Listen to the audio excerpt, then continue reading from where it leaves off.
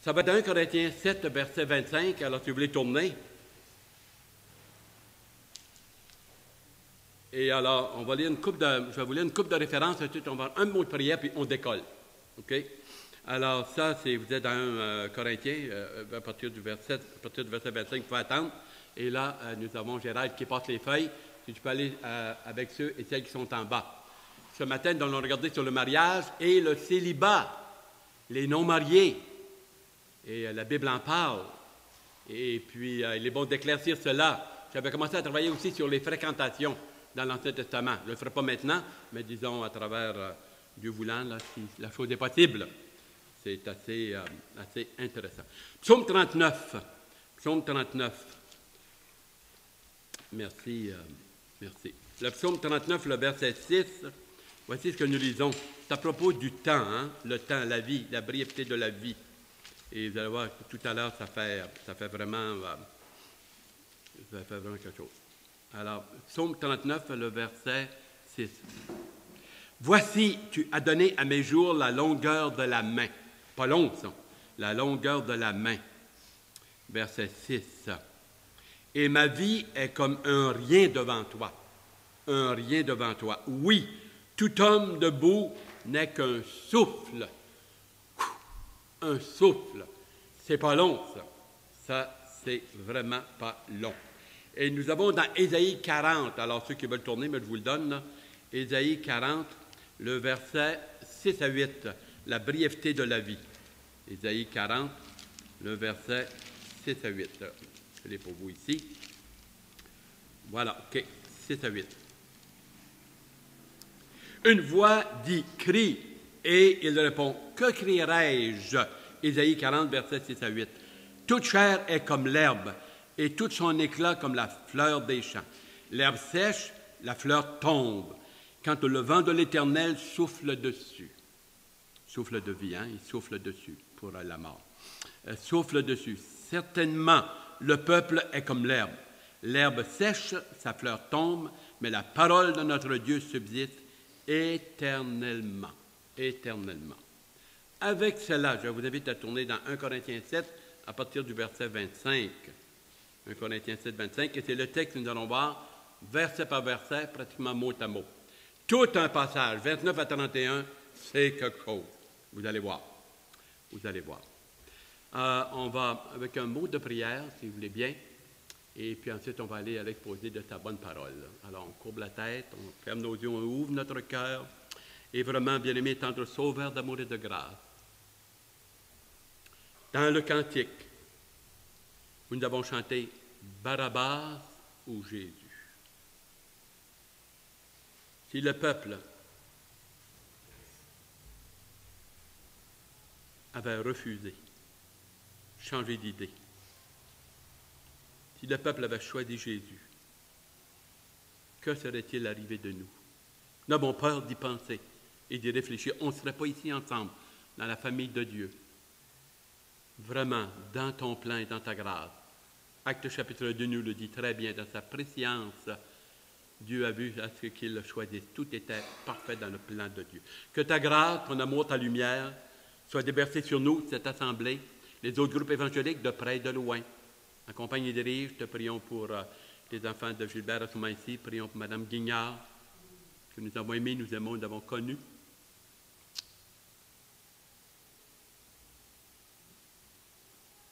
Son mari, dans la vallée de l'ombre de la mort, je ne crains aucun mal car tu es avec moi. Ta houlette et ton bâton me rassurent. Tu dresses devant moi une table en face de mes adversaires. Tu oins d'huile ma tête et ma coupe déborde. Oui, le bonheur et la grâce m'accompagneront tous les jours de ma vie ici-bas. Et j'habiterai dans la maison de l'Éternel jusqu'à la fin de mes jours. Que ta grâce soit sur nous, les cœurs, qu'un souffle de l'Esprit Saint nous accompagne.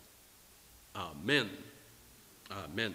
Alors, si vous avez une feuille ou un crayon, et puis, c'est un passage qui va être un petit peu difficile. Et alors, comme je vous dis, vous n'êtes pas obligé de le croire. Je vous expose le meilleur de parmi les meilleurs théologiens. J'en ai toute une foule, puis c'est mes amis. Alors, je les à fond. Je les exploite à fond. Et puis, par contre, Alors, vous avez une conscience, une intelligence. La Bible dit, examinez toutes choses, retenez ce qui est bien. 1 Thessaloniciens 5, 23. Et rejetez ce qui est mal. Alors, nous avons à examiner les Écritures, par les Écritures. 1 Corinthiens 2, 14 et 15. C'est un langage spirituel qui est examiné par la parole de Dieu. Par la parole de Dieu. Alors, la Bible s'explique par elle-même, il faut connaître les textes. Ainsi, nous avons regardé dans le passé 1 Corinthiens chapitre 7, disons 5, chapitre 6, chapitre 7. Chapitre 7, le verset 3 à 5, il est dit alors que l'homme dans le mariage, dans le foyer, ils ont besoin de relations sexuelles, alors ça évite le péché d'aller ailleurs, de commettre du péché dans son corps ou dans son cœur, et alors pour un équilibre spirituel, c'est béni par Dieu, c'est voulu de Dieu. D'une part. Parfois, lorsqu'il y a des crises, des moments difficiles, il dit, faites un temps à part, réservez ça pour la prière, puis revenez ensemble. Ensuite, nous avons vu Paul, il dit, moi, j'aimerais que vous soyez tous comme moi, versets 7 à 9, il dit, parce que moi, il était célibataire, il s'était consacré totalement. Mais il dit, chacun a son don. Il y en a qui ont un don pour le mariage, il y en a qui ont un don pour le célibat. Et alors, il dit que Dieu vous guide et vous dirige là-dedans. Ensuite, nous avons vu, si quelqu'un, alors, une femme qui était séparée ou qui était, disons, séparée veut dire prendre une distance et qu'elle est inondée et vraiment éclairée par la parole de Dieu, il dit qu'elle retourne ou qu'il retourne, qu'il se repente et que le mari l'accepte. La solution lors de la séparation, c'est le retour, la repentance, le regret et puis recommencer dans le pardon. Le pardon doit faire mal. Je te demande pardon, oui, on pardonne, puis c'est léger, là. Ça, là, le pardon doit faire mal à celui qui demande pardon et fait mal à celui qui accepte et qui dit « je te pardonne ». Il y a des larmes. Il y a des larmes. Il y en a eu pour le Seigneur, en tout cas. Il a pleuré à Golgotha. Il a pleuré. Il y a eu des larmes. C'est pas quelque chose, là, c'est pas grave, cling, clang, clang, puis non, ça, là, ça vole bas. Ça. Et alors, ce qu'il dit à la femme, qu'il pardonne. Ensuite, il montre si un couple non sauvé, un l'accepte, et puis l'autre, elle veut rien savoir de la parole de Dieu.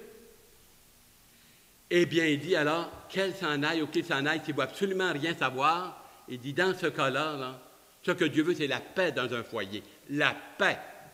Oui, mais la femme, et l'homme peut dire, oui, mais si je patiente, j'attends pendant des années, voire quasiment des siècles, qu'est-ce qui nous dit qu'il ne se convertira pas? C'est noble, c'est beau, c'est un grand cœur, que Dieu la bénisse, le bénisse, mais Dieu dit, écoute, ça c'est verset 17, qu'est-ce qui dit que Dieu va le sauver? Compte pas là-dessus.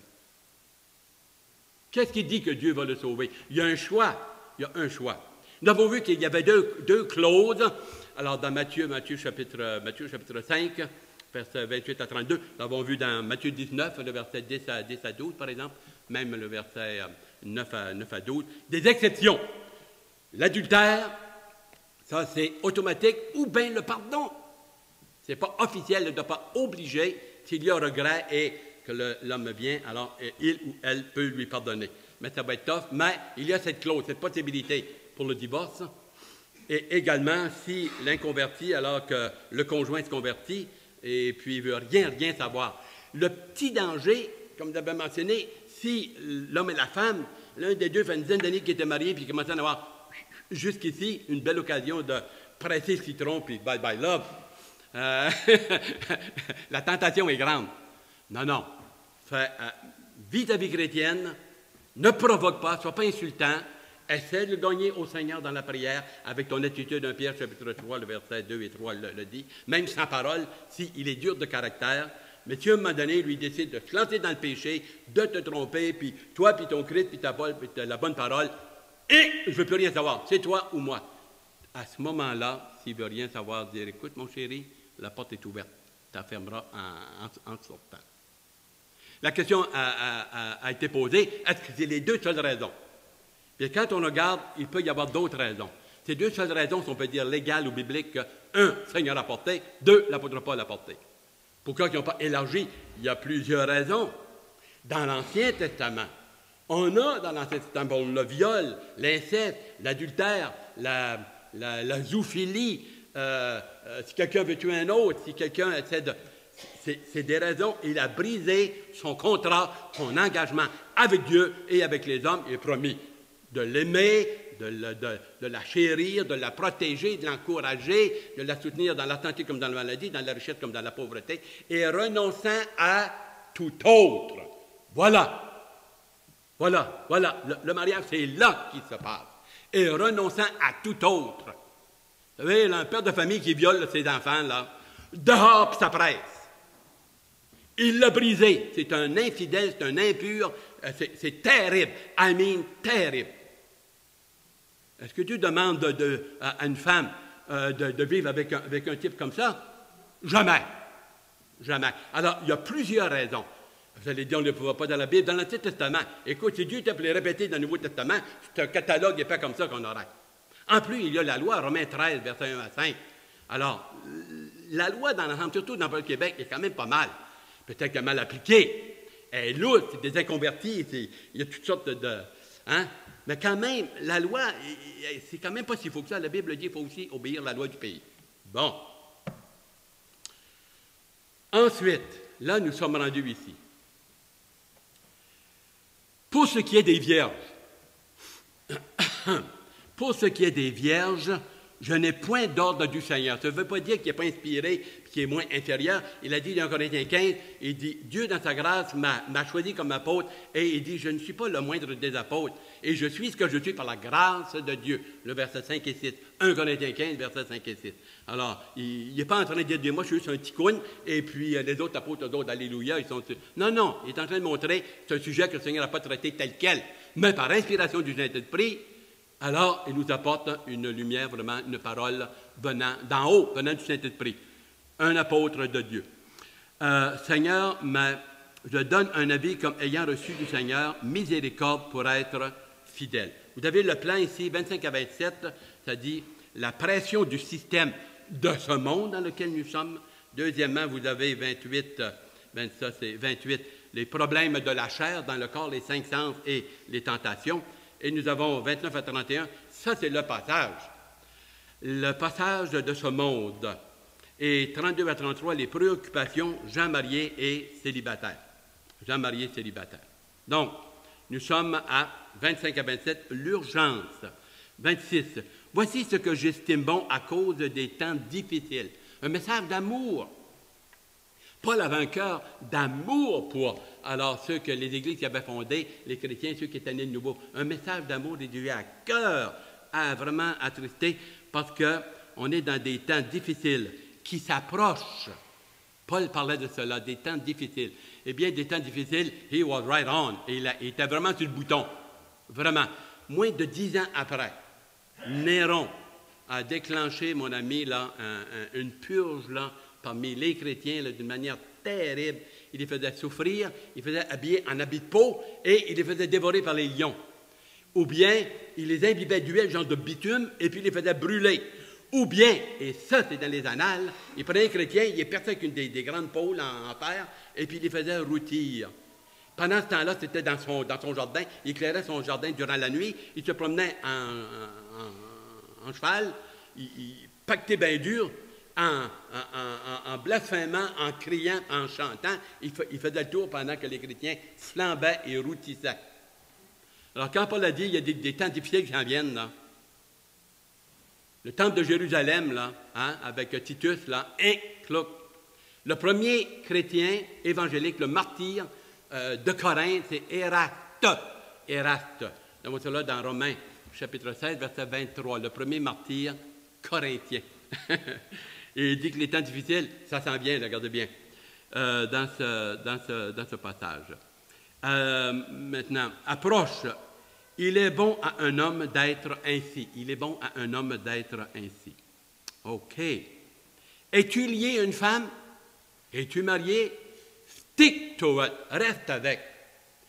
Lorsque les exposés, lorsque les Écritures ont été présentées ou qu'il a été une prise de conscience, es-tu marié? Essaye pas de dire, moi je suis chrétien maintenant, puis t'as fait comme ça. Il dit, écoute, si Dieu t'a fait avec toi ou avec lui, t'as fait comme ça, reste avec. Si la parole de Dieu te trouve et la grâce de Dieu t'éclaire et que tu n'es pas marié, reste pas marié. Reste comme tu es, là, dans l'état où la parole de Dieu t'a atteint ton cœur. Mais, Es-tu lié, ça parle de mariage, es-tu lié à une femme? Ne cherche pas à t'en défaire. Es-tu trouvé par la grâce de Dieu et être sauvé? Tu n'étais pas lié en mariage? Fais pas là, pas là, en crise et en panique. Laisse Dieu faire son travail. Reste comme tu es. Ah ouais? Oh, très intéressant. Ne romps pas le lien. N'es-tu pas lié avec une femme? Ne cherche pas une femme. Verset 28. Si tu t'es marié, il n'y a pas de problème. Le mariage est voulu de Dieu. Il n'est pas bon que l'homme soit seul. Alors, faisons-lui une compagne complémentaire. Mâle et femelle, différents. Complémentaires, égales, mais différents. Un mâle et une femelle avec les hormones différentes, on n'est pas pareil. On est égaux. Deux êtres humains merveilleux. À l'image, à la ressemblance de Dieu. Paul nous a éclairé hier. Il nous a dit que c'était avant Genèse 3. Hein, Paul? C'est un gars éclairé, ça aussi. Et alors, nous voyons dans ce passage-là. Le verset 28. Si tu t'es marié, tu n'as point péché. Point péché, se marier. C'est une bénédiction. Avec réserve. Avec réserve, vous allez comprendre.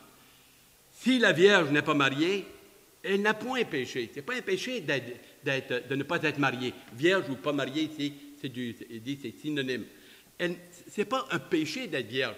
Ce n'est pas un péché de quelque chose de mal d'être une jeune fille ou une femme qui n'est pas encore mariée. Il n'y a rien de mal là-dedans, là. C'est un état, ça peut être un don. Le mariage, c'est un don, pas dit dans 7 à 9, et être célibataire, c'est un don. Je pensais là-dessus, c'était un peu plate dans le passé, là, les temps d'ignorance. On parlait d'une vieille fille, d'un vieux garçon. C'était méprisant, ça. Pas correct, ça. Pas correct, ça. C'est noble d'être veuve ou d'être veuf ou d'être célibataire, peu importe l'âge. C'est pas une plaie, ça, là. Au contraire, et c'est ce qu'il apporte dans ce passage, verset 28. On continue. Mais ces personnes, mariées ou célibataires, regardez bien ici, mariées ou célibataires. Là, on va éclaircir un peu, ça fait, jusqu'ici, c'est peut-être ça vous fait un petit peu bizarre, mais ça ne l'est pas. Mais ces personnes qui viennent d'être mentionnées, ces deux catégories de personnes, auront des tribulations dans la chair. Ils vont avoir des problèmes. Beaucoup de problèmes.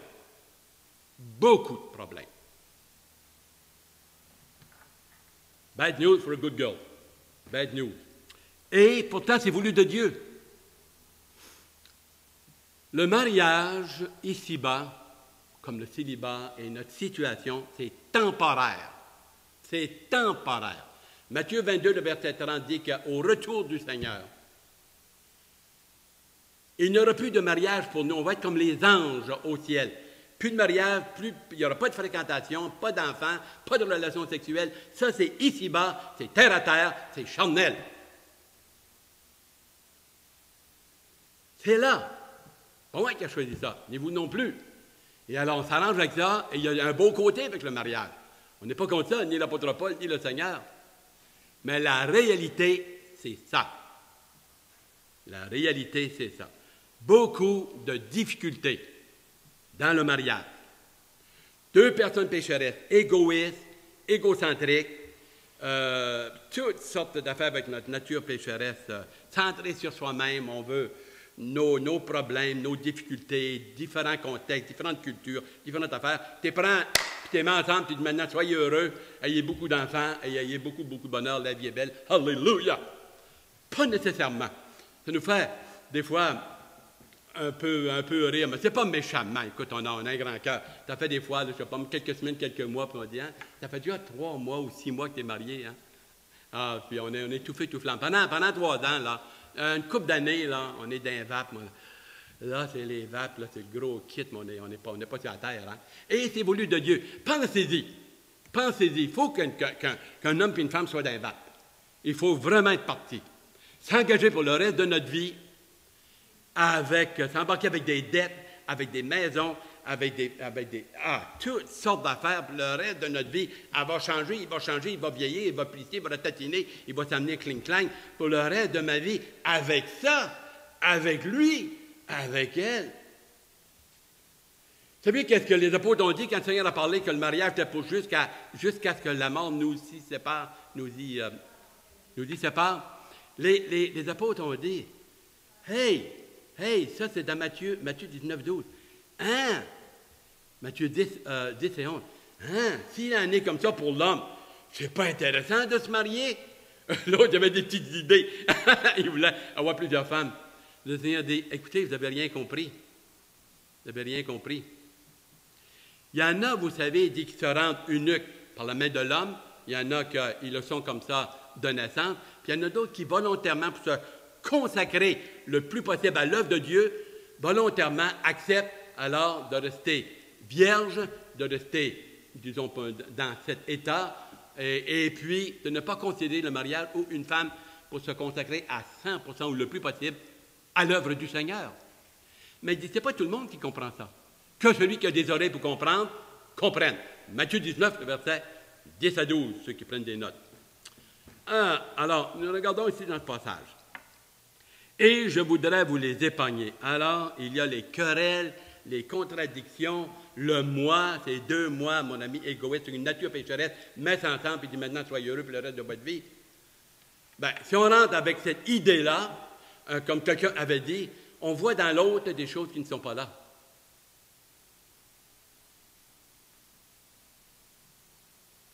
On prend nos désirs pour des réalités, et la réalité, elle te rattrape. Ça, c'est la réalité. On l'a vécu. On l'a vécu. Ah, moi, j'étais 2 fois dans les vapes, pensez-y. À 72 ans et demi, là, j'ai m'embarqué une 2e fois en Rachel, dans les vapes bien dur. Alors, je me parle à moi-même. On est dans les vapes, on est les hormones au plafond, la dopamine, le bas. On flotte, jusqu'à ce que ça baisse, ça diminue un peu. Time is the element. C'est le temps. C'est le temps. Et ici, l'apôtre Paul n'est pas contre le mariage, il n'est pas contre le célibat. Il dit les deux viennent de Dieu. Sont égaux, sont précieux. Ce n'est pas l'un contre l'autre. C'est l'un et l'autre. Le célibat et le mariage. 2 belles choses lorsqu'elles sont vécues bibliquement. Bibliquement. Continue, merveilleux. Voici ce que je dis, 29 à 31. Je vais le lire, et quand j'ai lu ça plusieurs reprises avant de m'être arrêté, j'ai dit, c'est donc bizarre cette affaire-là. J'ai trouvé ça bizarre. Peut-être vous aussi, on va l'éclaircir. Maintenant, voici ce que je dis. Frères, il s'adresse au peuple de Dieu, à l'assemblée de Dieu. Amour, compassion, délicatesse, tendresse. L'apôtre Paul, c'était un cœur large comme l'univers, là. Large comme l'univers. Frères, il fait appel à leur discernement spirituel. Frères spirituels pour l'éternité. Nos épouses, on les a pour un temps, mais la famille de Dieu, c'est pour l'éternité. Et voilà, écoutez bien ce qui s'en vient. Maintenant, voici ce que je dis, frères. C'est que le temps est court. Voilà un des facteurs. Le temps est court ici-bas. Le temps est court. Nous l'avons vu dans le psaume 39, verset 6, Ésaïe 40, le verset 6 à 8, et il y a d'autres passages également. Dans Jacques, chapitre 1, le verset 9 à 11, que le pauvre se glorifie de son élévation, que le riche, alors, se glorifie de son humiliation, car il passera comme la fleur de l'herbe. Le soleil s'est levé avec sa chaleur ardente, il a desséché l'herbe, et sa fleur est tombée, et l'éclat de son apparence s'est flétri. Ainsi, le riche se flétrira dans ses activités. Qu'est-ce que cela veut dire? Il va tellement être dans ce monde, dans l'argent, et son cœur saisi, il va flétrir spirituellement, doctrinalement. L'argent, très puissant sur le cœur de l'être humain, très puissant. Le temps, alors, le verset 29, le temps est court. On est à un souffle de la vie, un souffle de la mort. Vous avez la même chose dans Jacques 4, le verset 14. Jacques 4, le verset 14. Et si vous dites, on va aller en ville, l'année prochaine, on va faire ci, on va faire ça, on va acheter, on va vendre, la grosse affaire financière, money, money, money. Talk to me, I'll talk money. Hein? Parlez-moi, puis je vais vous parler d'argent. Il dit, écoutez bien, demain ne vous appartient pas. Ne dites pas ça, dites si Dieu le veut. Si Dieu le veut, on fera ci, on fera ça, s'il nous garde en vie. Souveraineté de Dieu.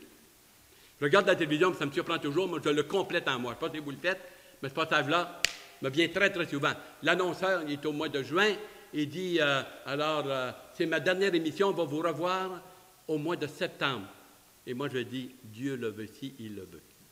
Il compte quelque chose qu'il n'y a pas. Le temps, demain, on ne l'a pas demain, le temps. On ne l'a pas. Si Dieu nous l'accorde, c'est une grâce, c'est une faveur. C'est une faveur. Et vous avez la même chose dans 1 Pierre, le verset, chapitre 1, le verset 24, il dit que la vie est une vapeur. Une vapeur. Alors, l'apôtre Paul le met, regardez dans l'optique, dans quelle situation qu'il dit. Le temps est court, ça presse, il y a des épreuves, il va y avoir des crises, des tribulations. Hey! Il avertit l'être humain et les enfants de Dieu, les inconvertis, il dit c'est Dieu qui va les juger. Mais ceux de la famille de Dieu, pas pareil. Pas pareil. Pas pareil. Que, verset 29, le temps est court. Que désormais, que désormais, celui qui a une femme soit comme n'en ayant pas. Voyons donc, toi, il y en a une femme. Oh, qu'est-ce qu'il veut dire là? Ceux qui pleurent comme ne pleurant pas. Bien, tu pleures. C'est quoi cette affaire-là? On continue. Ceux qui pleurent comme ne pleurant pas. Ceux qui se réjouissent comme ne se réjouissant pas. Ceux qui achètent comme ne possédant pas. Et ceux qui usent du monde comme n'en usant pas, car la figure de ce monde passe. C'est un texte un petit peu, on pourrait dire un petit peu bizarre. C'est un texte merveilleux, mais est-ce qu'on le comprend bien? Est-ce qu'on le comprend bien? Le Seigneur n'est pas contre le mariage, il n'est pas contre le célibat, il n'est pas contre qu'on ait un certain plaisir propre et biblique et honnête, à avoir une joie, du bonheur, avoir une femme, avoir des enfants, avoir une maison, toutes ces choses-là. Le cœur et l'explication et les détails. Regardez qui l'a écrit. Pas tous les chrétiens dans une assemblée, ici comme ailleurs, en commençant par moi, qui pourraient écrire un tel texte. Il parle de quoi ici? Degré de consécration. Trop attaché. Qu'est-ce qu'il est en train de nous dire? Moi, ça fait des semaines que je suis là-dedans. Ça ne fait pas 3 heures. Là.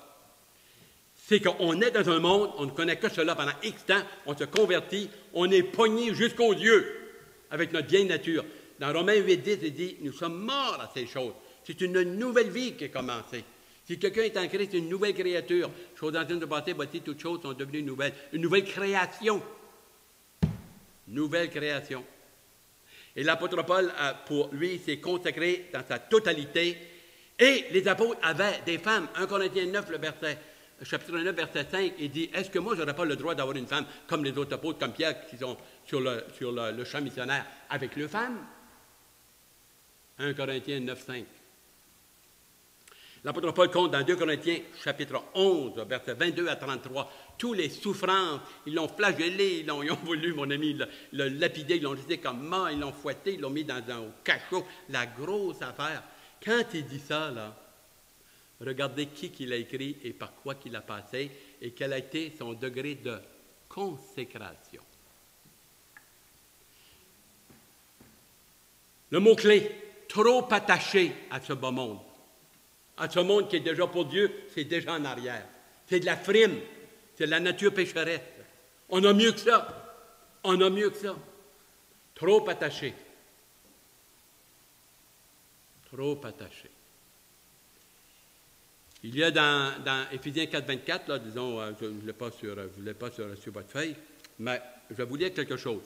Si vous voulez tourner dans Colossiens, vous allez voir, ça va devenir très clair. Colossiens chapitre 3, le verset 1 à 3.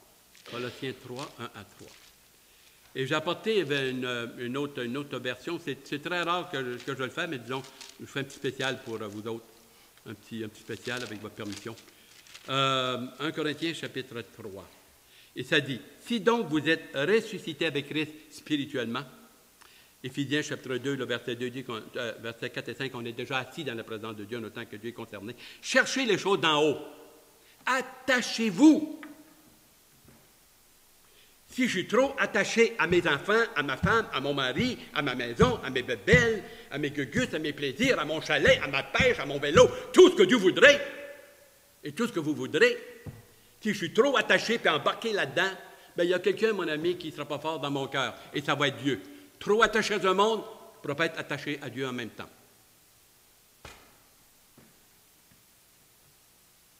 C'est là que la ligne est là. La ligne est là. Trop attaché. Trop attaché. Ça ne dit pas qu'il ne faut pas aimer notre femme, nos enfants, d'affaires semblables. Mais quand tu es rendu, là, que tu penses juste à ça, tu es pas malin. Il y en a qui font des dépressions, des dépressionnettes, puis tout ce que tu voudras, parce que leur maison brûle, parce qu'ils ont brisé la voiture, parce que, je sais pas, mais leurs enfants se sont divorcés, ils sont malades, sont partis dans un pays lointain comme missionnaires. Peu importe, le linge, n'importe quoi. Perds ta bague, mon ami, pleure pendant une semaine. Hey! C'est un message, ça, que je passe au Seigneur. Trop attaché aux choses d'ici-bas, ben, je ne serai pas attaché aux choses d'en haut. Et la Bible dit, notre vraie vie, la réalité, elle est dans la présence de Dieu. Et non, ici-bas, c'est temporaire. C'est temporaire. Temporaire. C'est vide. Tu as un petit peu de fun, un peu de plaisir, du moment que tu fermes la télévision ou que tu as ton petit nanan ou telle affaire, il n'y a plus rien. C'est du matériel. C'est temporaire et il n'y a pas grand-chose, c'est de la frime. C'est ça que l'apôtre Paul, par l'Esprit de Dieu, est en train de nous dire. Réalisez, on est devant des choix. L'éternité est de construire, de préparer. Quand on est sur la terre, on se prépare comment on va vivre notre vie, notre communion avec Dieu là-haut. On n'aura pas toute la même sorte de vie, la même sorte de qualité et le même degré de bonheur et de gloire avec Christ. Sinon, il n'y aura pas un tribunal de Christ pour nous juger. Et c'est là qu'il faut focusser. Ça ne veut pas dire que je ne dois pas l'aimer, je dois pas. Il y a un équilibre qu'il doit y avoir. Et quand on perd ça, nos églises sont vides, mon ami. Pourquoi? Ils sont bien trop dans le monde. Puis le monde offre du fun, du plaisir, des compétitions, de la gloire, des trophées, des diplômes, au bout. Puis le malin et le système de ce monde. Paul dit, va vous en donner plein les yeux, plein les oreilles, plein le cœur, et ça va déborder. Mais le Seigneur offre quelque chose de beaucoup mieux et éternel. Et éternel. Oui, si Rachel meurt, ou si un tel, ou mon épouse, ou votre enfant, il y a des larmes, on est humain. Je ne suis pas là fanatique, là. Mais on peut aller trop loin. On sait trop. Et à un moment donné, là, ton enfant ou ta fille ou ton garçon est rendu une certaine âge. Tu n'as plus de pouvoir sur lui. Tu n'as plus de pouvoir. Tu peux prier en retrait et tu pleures. Si tel est le cas, je ne dis pas que c'est vous aussi, si tel est le cas. Il y a bien des belles choses ici-bas, bien des belles choses. Et l'argent, le Seigneur a dit, il y a l'argent, puis il y a Dieu. Ou bien l'argent est ton Dieu, ou bien Dieu n'est pas ton argent. Amassez-vous des trésors dans le ciel, mais on commence sur la terre. On va se coucher dans le lit qu'on a fabriqué ou qu'on s'est préparé. Matthieu chapitre 6, verset 19 à 21. Tellement de passages. Il faut avancer malheureusement, mais il y a bien des choses.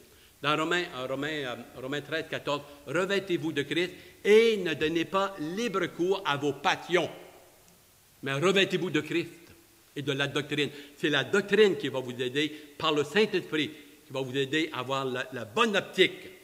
La bonne optique. Il y a très peu de chrétiens qui pourraient écrire un texte comme ça si ce n'est qu'un homme consacré. Et ça peut être un homme, un couple marié, comme ça peut être alors un célibataire. Célibataire, qui ne se consacre pas, il n'est pas plus spirituel qu'un couple marié.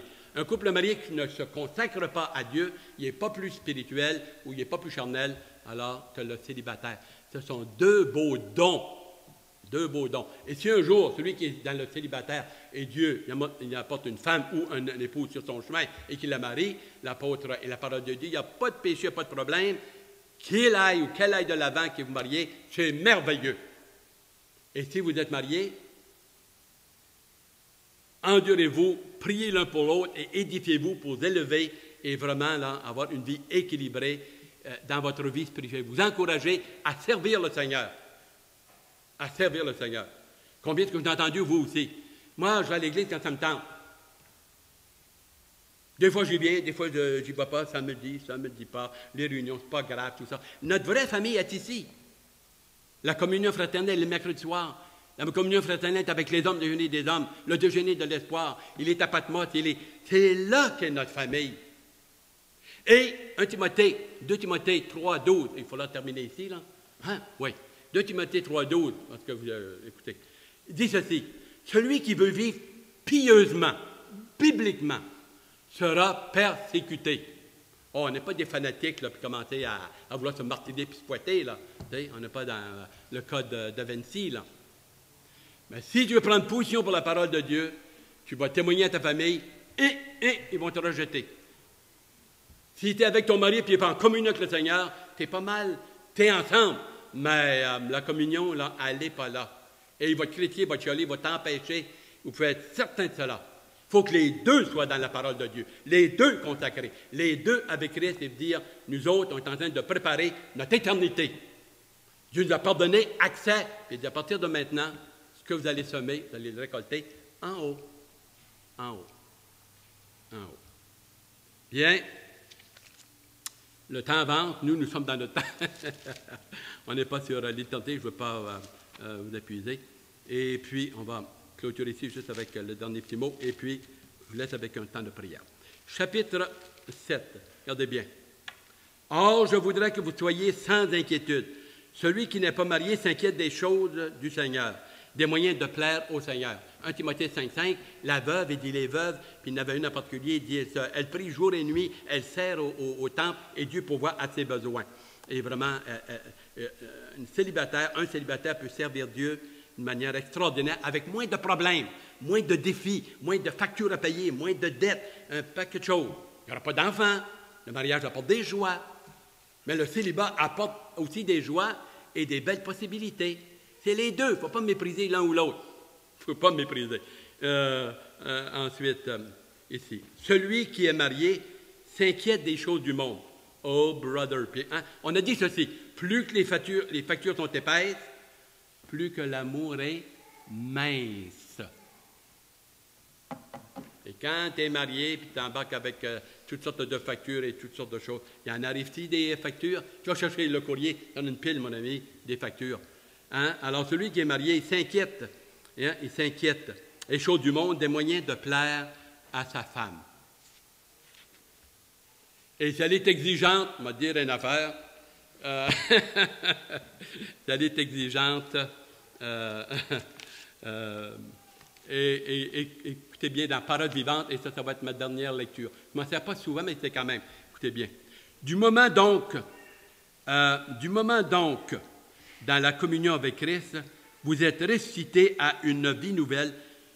Recherchez aussi les réalités d'en haut, de là où trône Christ, à la droite de Dieu. Que toute votre pensée et toute votre affection soient orientées vers ces biens célestes. Ne vous attachez pas aux choses de cette terre, car enfin, vous êtes morts à ce monde et votre véritable vie demeure désormais cachée avec le Christ en Dieu. Mais le jour où où lui, qui est votre vraie vie, se manifestera au monde, alors votre véritable nature sera aussi manifestée à l'univers tout entier et vous partagerez sa gloire. La gloire ici-bas que le monde, le péché, le fun m'offre maintenant, ou bien la gloire à venir, les bénédictions et vraiment ce changement pour l'éternité avec ma consécration. Alors, on va baisser la tête. Est-ce que tu apportes le petit cantique, Tout pour Jésus? On termine avec ça, avec un mot de prière pendant qu'il se prépare. Tendre Sauveur, que ta grâce nous accompagne. Soit avec le cantique, avec le passage qu'on vient de voir, Colossiens chapitre 3, 1 à 3. Et que dans nos cœurs, dans notre âme, on décide, par un saint choix biblique, de plus en plus m'attacher à la parole de Dieu, à l'assemblée de Dieu, à ma vie de prière, ma consécration. Si vous êtes marié comme couple, si vous êtes célibataire, comme célibataire. Et que Dieu puisse se glorifier en vous, par vous et à travers vous. et que toute la gloire, la grâce lui reviennent et que vous ayez amplement et pleinement en lui à son service. Et le peuple de Dieu répondirent, Amen.